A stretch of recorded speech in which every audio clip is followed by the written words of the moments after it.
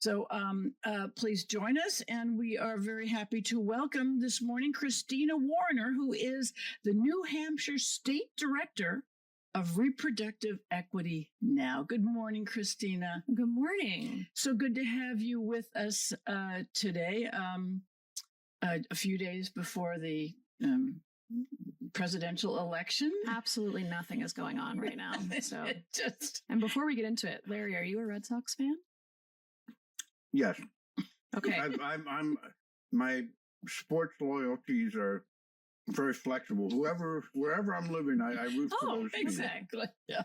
Well, I used to be a Mets fan when I lived in New Jersey. I appreciate that plight. That's good. I mean, I when the Red Sox are playing, I'm a Red Sox fan. Okay. But what about when we beat you in 2018? Me?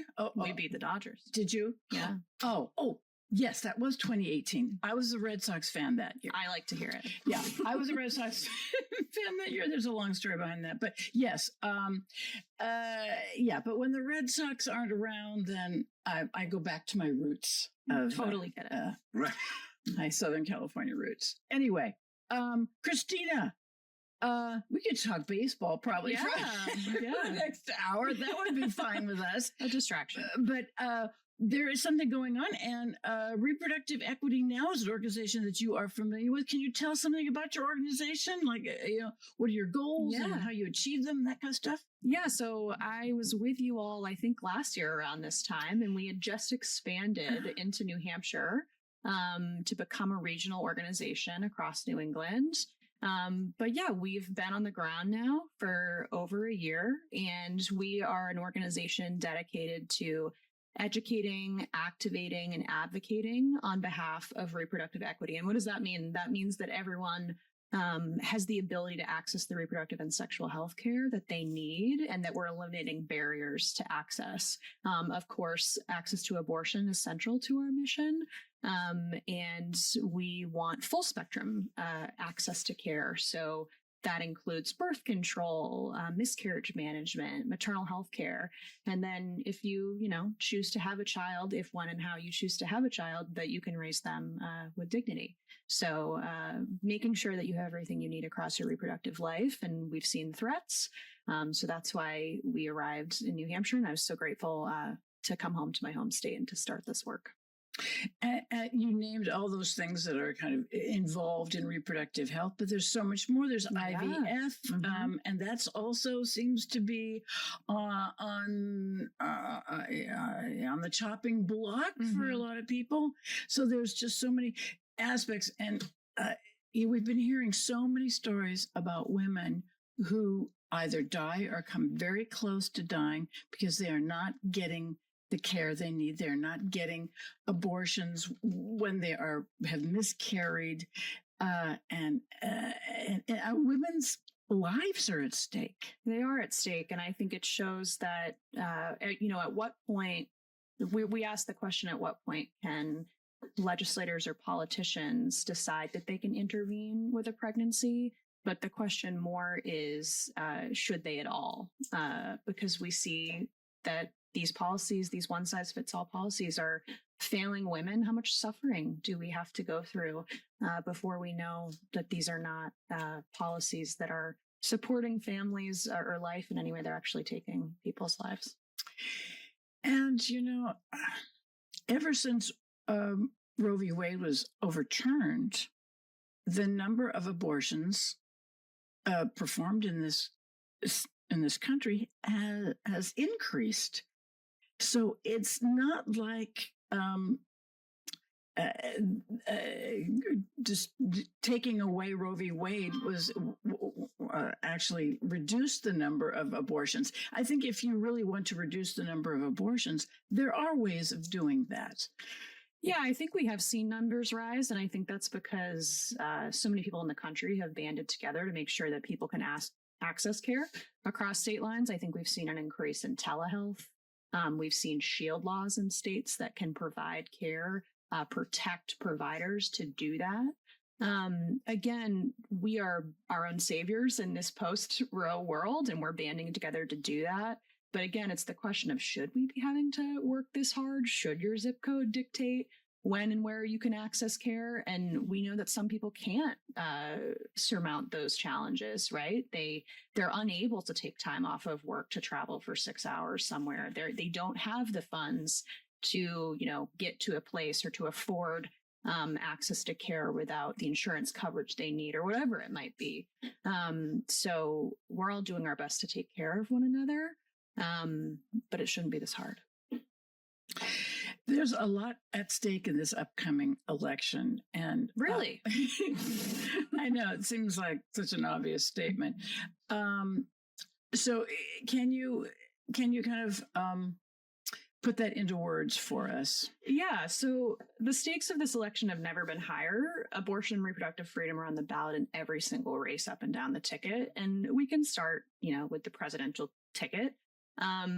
Donald Trump and JD Vance cannot be trusted when it comes to protecting abortion care, IVF, birth control, all of the types of reproductive health care that I listed to you before. No matter how they try to downplay their history and their records, we have to trust their records and not their rhetoric. Trump has bragged on several occasions about being proud to have overturned Roe v. Wade, which immediately caused, as you just referenced, 1 in 3 women of reproductive age to fully lose access to abortion care. And he said that women should be punished for accessing abortion in the past, and wants abortion providers to be criminalized. And, we've seen the ramifications of this, including attacks on the rights to IVF, assisted reproductive technologies, miscarriage care, and the right to access birth control. And here in New Hampshire, actually, the New Hampshire GOP platform expressly includes the goal of fetal personhood, which would not only ban abortion across the state, but also restrict access to contraception and assisted reproduction like IVF. So we need to look at records, not rhetoric. We've seen people pivot to make themselves more palatable to voters who have expressly made clear that they are not supportive of these things. So we need to show up on election day and make sure that we hold them to those records and stay very clear and not be distracted by the noise that they have out there to try to distract us. Whenever I hear things like, fetal personhood or these heartbeat laws, and I always think, well, or when can a fetus actually feel pain? And I always think, well, women have heartbeats. Women can feel pain. It's time we also, a woman also has a personhood. So it's time maybe to put women in the forefront of these considerations. But I also feel this is not just a woman's issue. This is an issue for men as well. And Larry, you can pipe in anytime you want to. We're not going to just, as two girls are not just going to talk, but about this issue. So what's your perspective, Christina? On it being a personhood issue? Yes, not just a woman's issue. Yeah, it is an issue that impacts all of us, right? I mean, all of our freedoms are intertwined. So when someone doesn't have the ability to make choices about their own body, their own livelihood, their health, and their decision for when they want to become a parent, which is one of the biggest transitions in life, right? That hurts all of us. And I think for a long time, we've been able to try to ignore that or say, this is a woman's issue. But reproductive health care is something that all folks need. And as we see people be more gender expansive, as we see men who need vasectomies or care for different reproductive cancers, there's so many things that we all need access to. This is one piece of those with uteruses experience of, reproductive health care, but we all need reproductive health care. It's an issue that impacts all of us. And it shouldn't just be, you hear people say, oh, don't you love your mother, your sister, or your wife? And it's like, don't you just love other human beings? I hope you can see the empathy or find empathy for those that you love in your life impacted by this if you're a man. But I hope you can also, recognize that even strangers on the street or anyone that could go through this experience is also worthy of your care and your vote to support them. Yeah. So I think, Kathy, I've mentioned this before, but I do have experience in this regard in the sense that back in the mid 1970s. In my first marriage, I'm in my second marriage now. But my wife and I had an unintended pregnancy. Fortunately, abortion was legal, and she got an abortion and everything. But we didn't want to have children at that time. But it was legal. It was legal. It was legal. Yeah. Yes. And so, if it weren't legal, I don't know what we would have done. But no. So it affects men too. I mean, it's not our actual bodies, but the point is, it affects your life. Yeah. And so, I think men need to pay attention to this and support a woman's right to choose. Thank you for sharing that, Larry. Sure. Tell us about the voter guide. I think your organization, Christina, is putting out a voter guide for people who care about this issue. Can you tell us about that? Yeah, of course. So we know that there's so much at stake in this election. And that races all the way down the ballot are going to influence Granite Staters' access to this care. So we wanted to make sure that people were educated on how to vote best in their interests, to vote their values, because knowledge is power, right? So we made a guide that first starts by making sure that you know how to register to vote. You have everything in order to be registered. Things can be confusing. Laws change all the time. It's all, sometimes purposefully done to make sure that we're confused or unsure if we can vote as a student, for example. Mm-hmm. And so we have everything you need to get registered to vote and make sure that you're ready to go. Then we have one-page documents on the status of a few of these issues we've been talking about today. Just sometimes you're like, I don't know where to begin. What issues should I be looking at? So we have one-pagers on abortion, LGBTQ rights, family planning, maternal health care and child care, so that you can see what's happened in the state over the last few years and feel up to date on those issues so that you could ask your candidate or look into how your candidates stand on those issues.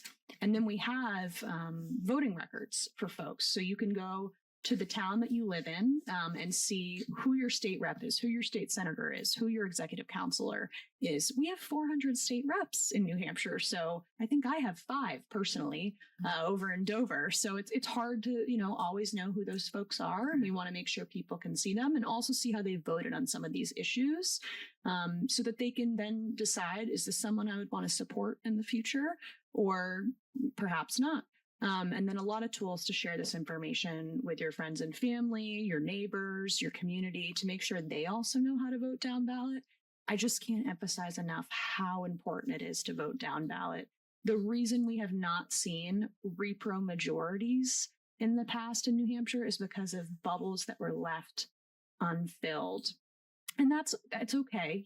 Sometimes we show up and we say, oh my gosh, I didn't get to do my research yet. I'm not really sure who these folks are. Maybe I'll just leave it empty. But not this time. We cannot risk that. And so we have this tool for you so that you can go get educated and be ready to vote down ballot for reproductive freedom. Your organization is bipartisan. Well, we're nonpartisan. Okay, nonpartisan. Yeah. That's better way of saying it. Yeah. You're nonpartisan, but when it comes to this issue, you emphasize then voting for folks who will vote for reproductive rights. Yeah, it's all about records. So we're showing you their records. Again, it's records. It's not about their rhetoric. We have to look at how they have used their time in office, their power that the people have given them to stand for these issues. I mean, this issue is so popular amongst Granite Staters. We're the live free or die state. For a long time, access to abortion has been a bipartisan issue. And only recently has it become a partisan issue. But it's not partisan to us. It impacts, there's so many people across the political spectrum, women specifically, who do stand very firmly on this issue. And so we all need to know how to stand up for those rights, and we can make those decisions at the ballot box. Yeah, Christina, I want to ask you if you watched Michelle Obama's speech. Yes. How could you miss it? It really, I just kept thinking it's about time that we kind of get over our feelings of we really can't talk about these issues. Women's reproductive system is weird and confusing to a lot of people, and I have a feeling a lot of people a lot of guys were not paying attention in biology class in high school about the female reproductive system. I don't think they have any clue, but we are kind of we are captives of our reproductive system, and it only seems to me fair that we should be in control of our reproductive system and not just you don't have to tell me. I went to Catholic high school. Yeah, you know what I'm talking about. I really think that it is such an impactful part of our lives that we should be able to be in charge of it and not just hand this over to government and let government decide about our reproductive system. And again, knowledge is power. So when we have the resources to do our own research, to ask questions, to figure out what works for us, to have options about if we want to become a parent, if we don't want to, there is obviously so much reproductive health care outside of your journey to become a parent or not. Right. And those things are changing throughout your life, and it can be scary, and we find things out by whispering to our friends or going on some, message board or something. While I'm dating myself because I was a millennial. But, it's important. We should be able to access this. Why are we afraid for people to know about their bodies? It almost feels as though people are afraid of what we might do if we feel fully free and fully able to have that control. And I think I appreciate you bringing up to the maybe how we're shifting and being more proudly to just say the word abortion, to talk about these things. I go to events all the time and talk about this, and I would be lying if I didn't say that sometimes folks come up to me after and say, I wish you didn't say abortion so much. And I say, that's what I was asked to come and speak about. And I get it. We're all trying to be palatable. We're all trying to win this election. But we need to ask ourselves, this is a popular issue. This wins with women. This wins with voters. And we have to show up for the people that are suffering right now, and name the thing that is making them suffer, and that could totally become a right that would not be, in their way. And so we proudly say abortion for that reason. Yeah, go ahead. So I wanted to talk about Michelle Obama's speech. It was amazing. I want to encourage any of our listeners who have not listened to it, just Google it. Listen to it. It's like half an hour. It was an incredibly powerful, it was profound, in my opinion. I mean, first of all, she talked about, it was kind of educational in a sense about, women's reproductive system, whatever, okay? And there's a lot of people, particularly men, that don't have all that knowledge, okay? So I thought it was good there, but it was almost like she was speaking for all women and girls in the country, saying, men, look, this is our situation, okay, as women, and don't, our safety is in health is at stake here. And she said, she had this thing, she said, your rage doesn't happen in a vacuum, okay? And she was basically saying, you really need to think about this vote, because if you vote the wrong way, our safety is threatened. Right. I mean, it was like, I thought it was so powerful. And it was like, don't sacrifice our safety for your rage. Right, right. And just another thing, who would have thought that like the two best speakers in the country, male and female, are married together? Barack Obama and Michelle Obama, in my opinion, are like the best speakers public speakers in the political realm. I mean, she was amazing, and he's amazing. So anyway, it was a really powerful speech, and people really should listen. And it was the first time I heard someone in public really talk about the intricacies of the female reproductive system, which, as I said, is complicated, and but it impacts our whole lives. And as I think I said to you in a text, Larry, I said everything about the female reproductive system is kind of a pain in the ass. From menstruation to childbirth and pregnancy and menopause and everything between, and miscarriages, and then at the end of your life your pelvic organ prolapse that like 50% of all women get. No one talks about that. No one talks about that. Some of us have to just experience it and go, no one told me about this. So it's all a part of our reproductive system, and it's all a pain in the ass. I'll just be honest. And we have to get rid of the stigma. And we have to of us experience it. Exactly. We have to be able to talk about it. And also, it makes me mad when people think men of a certain political party think they need to, and some women too, think they have to control our reproductive system. Again, it's just, we all have experiences that are unique to us. And then we also have these shared experiences of being someone who could give birth, right? Of being a birthing person. And I think some people have a hard time realizing that every pregnancy is unique, is nuanced, is complex. And just because your experience was one way doesn't mean that someone else's is. And we need to trust each other. I think, when I see people saying, I know what you need more than you know what you need.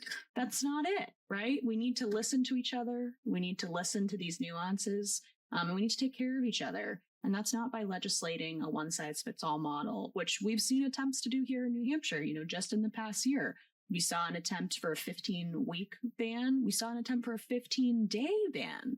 And just the year before, we saw, a 6-week ban. And so these threats continue to come through. And so that's, I think, when some of us are, on edge or nervous, and then we're told we don't want to change the law. Well, you continue to try to. So it's difficult for us to relax because we're also the only state in New England that doesn't have the right to abortion in law. And so we have a lot of catching up to do to protect that access. We've heard some misinformation on TV about that. There's a right up to 6 months. There's no right. There's just a ban. There's absolutely no right. And so that means that they could continue to roll that arbitrary date, farther and farther back. And so we want to see those protections. And that's something that I think about a lot when I'm going to be at the ballot box as well, is who's going to be there to protect that access to care, to trust women, to trust birthing people, to trust us. And to also protect our providers who are saving women's lives. And that's why we need to vote down ballot. And it's really close here in New Hampshire. It's, there's only a couple of votes difference between Republicans and Democrats in the House of Representatives. And so every single vote counts. Yeah. And then, there's the executive council of it all. I think last time when I was here with you all, we might have been talking about their most recent defunding of our reproductive and sexual health clinics. So for folks who don't know, they've done that 5 consecutive times. And they claim they don't want family planning funding to go towards abortion care. But there's been several audits that show it does not. And this money goes towards birth control, towards family planning, towards regular screenings to make sure that we don't get reproductive cancers, different things to keep us healthy. And when it's fully funded, it can support tens of thousands of Granite Staters who come from low-income backgrounds. And they continue to fund that as well. So we need to be looking at how the Executive Council supports our access to reproductive health care. Because our clinics need our support, and especially in this climate, need to have all the support that they can get financially to serve the communities we love. So your voter guide would be a huge help in this. Yes, you can definitely see if your executive counselor supports that funding. And can you just download this from your website? It's live on our website. So I believe it's reproductiveequitynow.org/vote Repro Equity Now. But if you went on our website and you looked at our resources, it would be right there. If you go on our social media page, you'll also see a few pinned posts about it, some videos of me talking about it, and ways to engage. Do you have any events or anything, or any kind of outreach to schools, or what do you do? Yeah, so we've been promoting this voter guide over the last few months, speaking at events, speaking with folks like yourself. We had 2 road shows, so ROE''D. And so we went, into the community to teach people about how to use this guide, what's at stake in the election, and to motivate people to share that. We also have done some texting into, very critical races to make sure that people know, hey, did you know that someone that's on your ballot voted against your reproductive freedom? Learn more here. And then we're joining our friends at Planned Parenthood of Northern New England, Planned Parenthood New Hampshire Action Fund, for a canvass this weekend in Rochester, which is a super important district, up and down the ballot. So you're going to be walking around, knocking on doors, and just talking about reproductive rights, and using the A word and using the abortion word.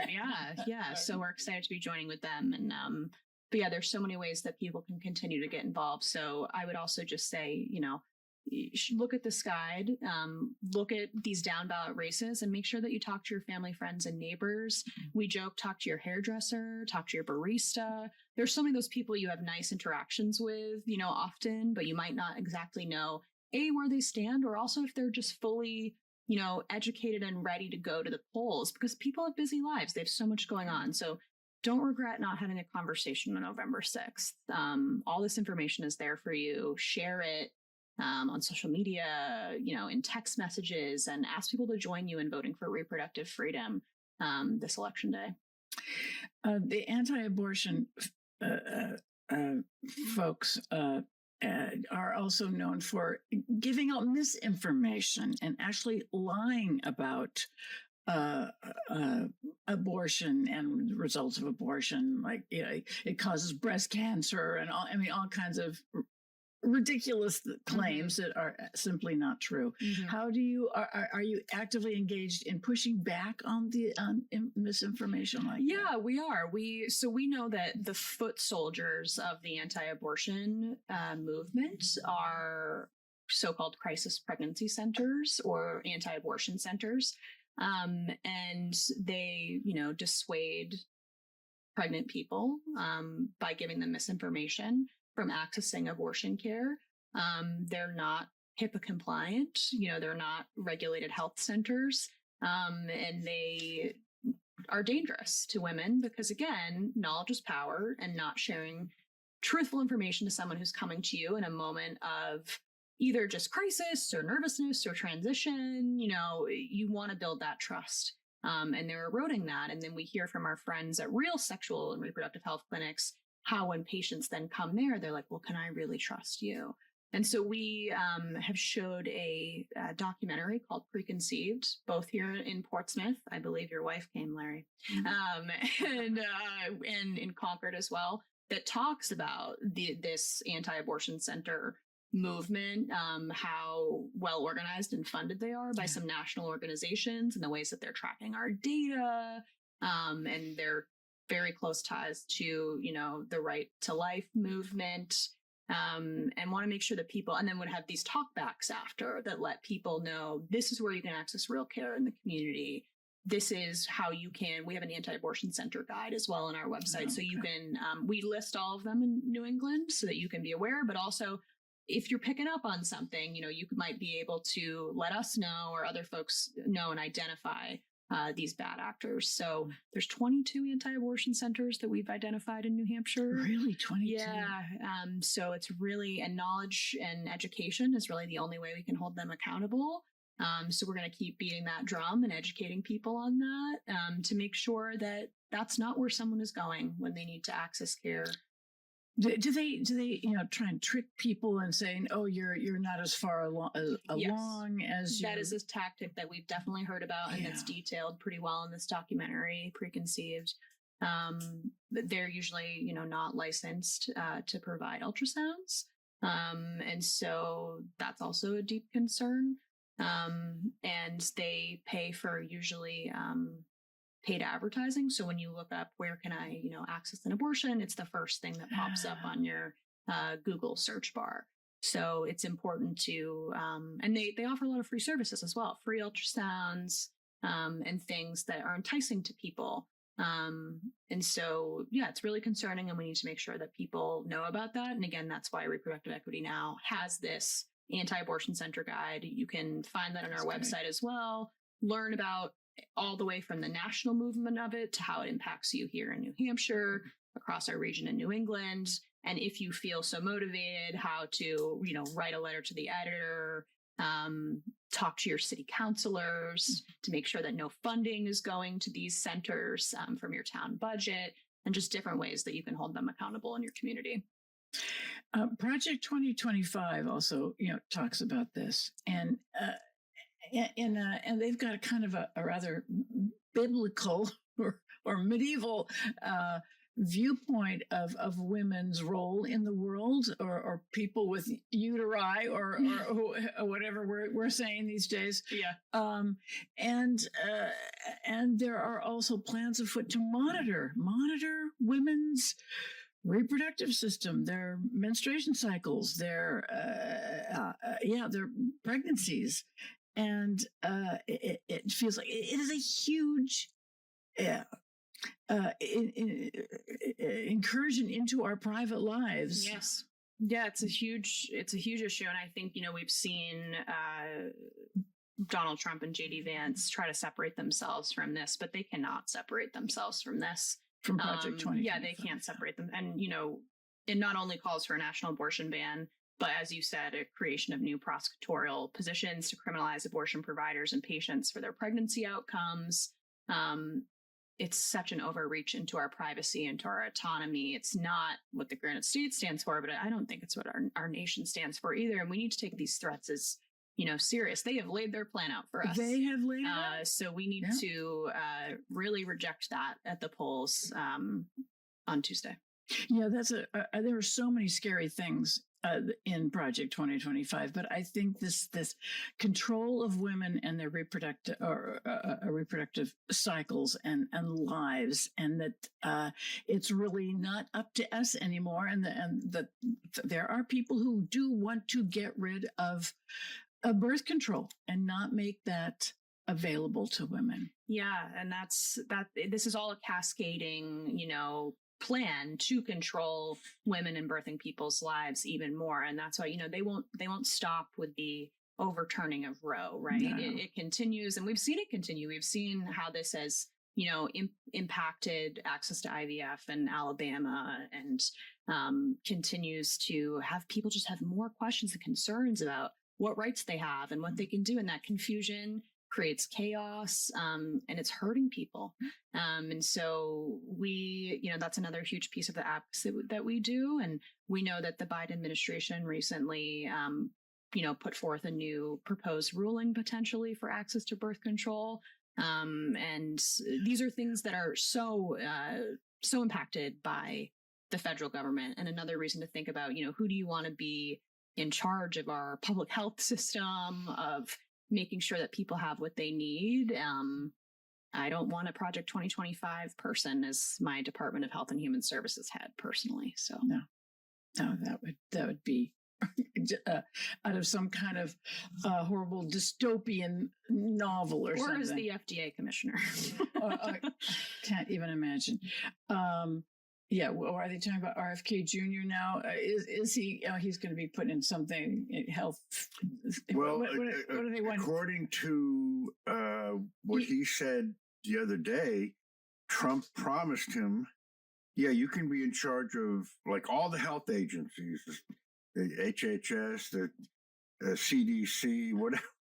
Yeah, that's really reassuring. And so let's talk about that. I mean, depending on who the FDA commissioner is, they could restrict access to mifepristone, which is the first part of the normal medication abortion regimen, which we've seen be in front of the Supreme Court already. It's kind of in a limbo. I'm not a lawyer, but it is in limbo right now. And if there's an FDA commissioner, they can, restrict this access even further. And then depending on who his Department of Justice heads are, they can enforce the Comstock Act. I don't know if you all have heard about this, but it's this zombie archaic law from 1873. Hasn't been enforced in over a century, but it could ban abortion nationwide, even in states where abortion is protected. So even our neighbors in Vermont or Massachusetts, because it would ban mailing of drugs, tools, or devices used in abortion care. And it could even ban us from disseminating information about abortion or birth control pills for that matter. And so this would be a huge invasion and, override of the federal government's ability to even the states. We see these ballot initiatives right now that are in Missouri or in Florida, and even, all of those things. If we disrupt the system of care of accessing what we need, it's a way to, totally just halt people accessing the abortion care they need. Yeah, even in the states, you mentioned that just recently, so many states have had referenda or plebiscites or whatever about codifying abortion rights in their constitutions. Now, unfortunately, here in New Hampshire, we don't do it that way. It would have to go through the Senate and the New Hampshire Senate, New Hampshire House of Representatives, and Executive Council, and the governor. But even in those states where the people have spoken, this is what we want. Even those states are in well, they would be in danger of if the Comstock Act was all of a sudden this zombie law was decided to be enforced, and would keep them from getting the care that they need shipped into the states that they live in. And to go back to your point about our ability to have a constitutional amendment here, you're correct that constitutional amendments in New Hampshire can't be brought forward by citizens in the way that we have seen our friends in other states do. Needs to be brought forth by the legislature, and it needs to pass each body of the legislature with a 60% threshold. 60%. Or could even be 66%. I apologize, but it's a large threshold. And then it would actually be put on the ballot. So it wouldn't go through the Executive Council or the governor. It would be for us to vote on, but would also require a 60%, I believe, vote. And so we saw 2 attempts to get that on the ballot this year. It was CACR 23 and CACR 24 in the Senate. Both unfortunately failed. The one in the House did pass with a simple majority, but not with the majority it needed to get over the threshold. And so we track how people voted on that in our voter guide. So if you're curious enough, and again, this is a democracy issue, right? This was, do New Hampshire residents have the right to vote on their own ability to access this care?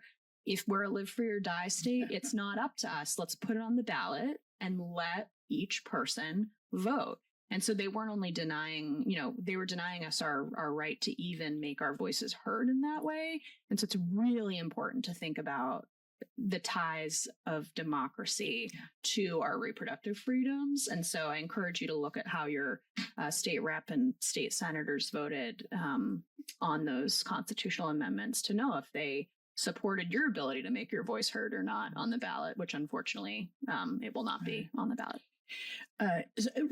Your organization is Reproductive Equity Now. Is this a nationwide organization? No, we are regional. So we expanded into Connecticut and New Hampshire from Massachusetts last year. We have hopes to expand across New England because, as we've seen, parts of our country totally wipe out access to reproductive health care since the fall of Roe. We want to make New England a beacon for care, not only for those who live here, but for those who need to travel here to get care, and have big dreams to keep going. So, are we seeing that a lot? Are we seeing people come to New Hampshire to access abortion care? So from talking to our friends, yes, people do travel here. I think not at the rates as you see the states, I believe, states in the Midwest or in the South, for example, when before the 6-week ban in Florida, they would see an influx of patients there from other states that had bans. So if you're a state that's surrounded by a lot of early ban states, you see a huge influx. But yes, New England has always seen patients, but I think we see the thing that makes people most travel, is they have a friend here, or they went to college here, or they have some sort of connection to come here and access safe care, because it's expensive, of course, to make those travel plans. But yeah, we need New England to be that beacon. And right now, again, we're the one state that's falling behind the rest of the region with these protections. So we need to make sure that we're electing people in a few days that would catch us up to the region, so that more and more people can seek refuge here, but also that the people who live here can fully access care and have no barriers. You just used the word protection. And of course, it triggered in my mind something that Donald Trump recently said. I want to protect women, whether they want to be protected or not. Oh, I didn't hear that one. Yeah, that was the latest one. Yeah, whether women want it or not. No, literally, that's what he said. He's, I'm going to protect women whether they want it or not. It's pretty much what he said. I didn't hear that one, and I think I was okay not hearing it, but I'm so no, it's the Harris campaign has already made an ad about it. Yeah, so whether you want it or not, he's going to protect you. Yeah. No thanks. Right. Thanks, but no thanks. Okay. Also, let's be clear. He's had the opportunity to quote unquote, ask us how we want to be cared for. Don't tell us how we want to be cared for. But also, you had the opportunity to do that in your first presidency, and that's, not what you did. You stripped Planned Parenthood of Title X funding, something that also our gubernatorial candidate, Kelly Ayotte, has historically supported. He appointed 226 judges to benches across the country and prioritized appointing them who were on the record as being anti-abortion. He appointed anti-abortion extremists into our Department of Health and Human Services. Like, you had the opportunity to quote unquote protect us. That is not what you did. And then you appointed the 3 judges who overturned our right to access abortion care. So his rhetoric is exhausting. His record is clear. Yeah. And Kelly Ayotte, since you mentioned Kelly Ayotte, who's a Republican candidate for governor here in New Hampshire, she's the one who took Brett Kavanaugh around the Senate. Neil Gorsuch. Oh, was it Gorsuch? Yeah. Okay. Potato. Yeah. She took Neil Gorsuch around to the Senate and introduced him and talked him up, and and she we're dealing with she, as a senator, did support and continues to say that she does not support federal or state funding going to Planned Parenthood because they become too political of an organization. Again, you have politicized their care. Their care is not inherently, political. All women need. Yeah, she voted for a national abortion ban when she was in the Senate that would have limited access to abortion to 20 weeks. She supported 2 pieces of legislation intended to hinder insurance coverage for birth control and IVF. And then, as you said, she shepherded Neil Gorsuch around. So I think, now she wants Granite Staters to believe that she has their back and will protect their rights, and has spent millions of dollars to convince us of such. But again, do not be distracted by people's records. Look at what they've done, not what they say. And so there's a huge feeling of mistrust with her. And she hasn't been clear on how she'll further protect our rights. Yeah, she changes from one day to the next, and depending on who she's talking to, she had the nerve to kind of evoke her daughter in one of her ads, and it just it smacks of opportunism, and Yeah, we know that we need someone in the corner office who is going to be a firewall for further attacks, right? We've seen these attacks. As I said, the 15-day ban that were introduced last year. We need someone who we know would never sign those. Also, I believe she has said that she wouldn't sign any further restrictions, but our abortion ban that went into effect the modern day abortion ban that went into effect in New Hampshire in 2021 was signed through the budget. It was a very tricky procedure. So would she veto a budget that has further restrictions in it? we don't know. You know, like she's made these things unclear. And if she continues to not want to fund our family planning providers, you know, it's the same way that our executive council, they say that there's no ban, but they're in essence trying to put these folks out of business or to make it really difficult for them to provide full spectrum reproductive health care. So we see through that. Yeah, it just reminds me of a conversation I had with a friend of mine who works for Governor Sununu, and he chose not to have a vaccination, a COVID vaccination. And I said, so why did you not want to get vaccinated against COVID? And he said, I don't like the government telling me what to do with my body. And I said, well, now you know how we feel. And he tried to back, well, it was in the budget. You know, we had to pass a budget. I'm going, yeah. Governor Sununu has vetoed plenty of budgets. He could have if he wanted to. Anyway, that's how that conversation went. And of course, you know, the 15-day thing. We know what that was all about. The 15 no abortion after 15 days, which is of course. Knowing a woman's cycle is of course impossible. Yeah. So we know where they're headed. Yeah. And we have to vote, and we have to vote all the way down the ballot. I'm tired of every election in my lifetime being the most important one, but I cannot emphasize that this is a turning point for us. And so please get out there and vote down ballot for your values, and make sure that everyone else, you know, anyone who's on the fence, this is not the one to sit out. So I'll see you both at the polls, hopefully. Absolutely. Oh, yeah. Christina Warriner, New Hampshire State Director of Reproductive Equity Now. Christina, thanks so much for joining us. Thank you. Thanks for having me. Thanks for coming on, and thanks for all that you do. Thank you. Happy GOTV weekend. Yes. Absolutely. Halloween too. But, yes. You know.